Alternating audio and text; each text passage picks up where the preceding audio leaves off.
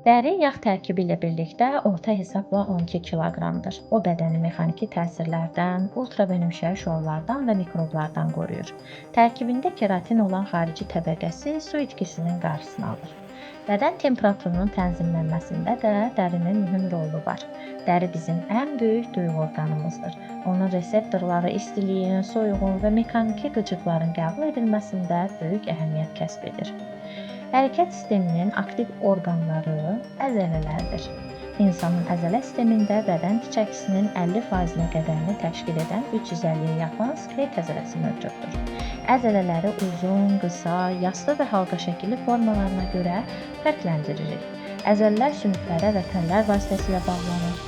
Yetkin bir insanın skeleti 220 sümükdən ibarətdir. Sümüklər bərk və elastik olduqları üçün böyük ağırlıqları daşıya bilirlər. Sümükdə maddələrin mübadiləsi çox yavaş olduğu üçün sümük qırıldıqda onun bitişməsi üçün ən azı 6 həftə lazımdır. Sümük əriməsi, yəni osteoporozda bunun qarşısını almaq üçün hər gün kifayət qədər miqdarda kalsium qəbul edilməlidir ki, o gənclərdə daha çox miqdarda qəbul edilməlidir. Həzm sistemimiz qida maddələrinin həzm olunmasından və solunmasından ibarətdir. Ağızda dişlər qidaları parçalayır, karbohidratların həzmi də ağızdan başlayır. Zülalların həzm olunmağa başladığı yer isə turş mizə malik olan mədədir. Daha sonra nazik bağırsaqda hər 3 üzvü maddə zülal yağ karbohidrat həzmi gedir və tamamlanır. Solunması da burada baş verir. Mədə-altı bəzi və qaraciyərin sintez etdiyi öd nazik bağırsağa axır. Yoğun bağırsaqda isə suyun və mineralların sorulması, həmçinin burada bitki mənşəli selulozanın bakteriyaların köməyi ilə vitamin istehsalı baş verir. Tənəffüs sistemi enerji və metabolizm prosesi üçün oksigenə ehtiyac var. Bu zaman karbon qazı xaric olunur, oksigenin qəbul edilməsi və karbon qazının bədəndən çıxarılması ağciyərlər vasitəsilə həyata keçirilir. Tənəffüs hərəkətlərinin sayı təxminən 16-ya bərabərdir. Dəyişən havamız isə 500 ml-dir. Siqaret çəkmək ağciyər xərçəngi riskini hədsiz dərəcədə artırmış olur. Bədənimizin daxili qan dövranını təşkil edən qan damarları şəbəkəsi ilə bölünmüşdür. Böyük qan dövranı orqanlarımıza oksigenlə zəngin qanı daşıyır və metabolizm prosesi nəticəsində yaranan karbon qazını isə oradan uzaqlaşdırır. Kiçik qan dövranında isə ağciyərdə oksigenlə zənginləşir qan, karbon qazı isə ağciyərdən xaric olunur. Qanın axması ürəyin yığılması nəticəsində baş vermiş olur.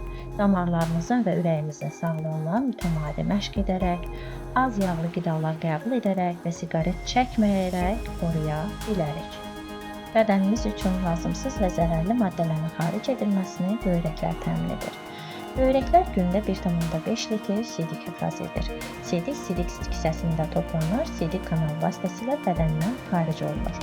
Böyrək irtifağı, yəni pyelonefrit zamanı böyrəkdən çoxlu zülal xaric edilir. Böyrək daşı da tez-tez rast gəlinən xəstəliklərdəndir. Yaratdığı mexaniki zədələrə görə sidikdə qan müşahidə olunur. Sinir sistemi endokrin sistemlə birlikdə bədənimizin harmoniyalı və nizamlı işləməsinə cavabdehdir. Mərkəzi sinir sistemi onlara beyni və baş beynindən ibarətdir.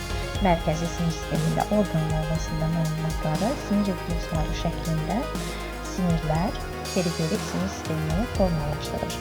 Baş beyindən 12 cüt, onurğa beynindən 31 cüt onurğa siniri çıxır.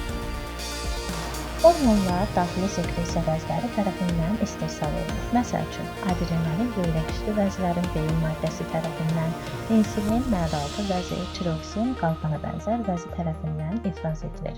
Tənzimlənmə mərkəzi isə hipotalamus-hipofiz sistemidir.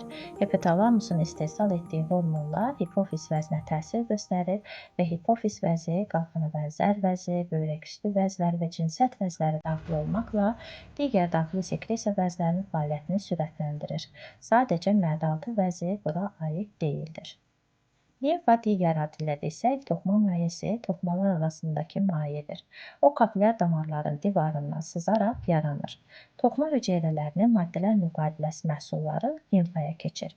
Limfa damarları vasitəsilə boş venaya çatdırılır. Limfa həmçinin limfa düyünlərindən də keçir. Limfa vasitəsilə daşınan patogenlər limfa düyünlərində leykositlər tərəfindən məhv edilir. Bu proses isə immunitet sisteminin işində mühüm əhəmiyyət kəsb edir. Limfa sisteminin vacib orqanlarından çəngələ bənzər vəzi, dalaq və badamcıqlar A qan hüceyrələrinin yetkinləşməsində və immunitet sisteminin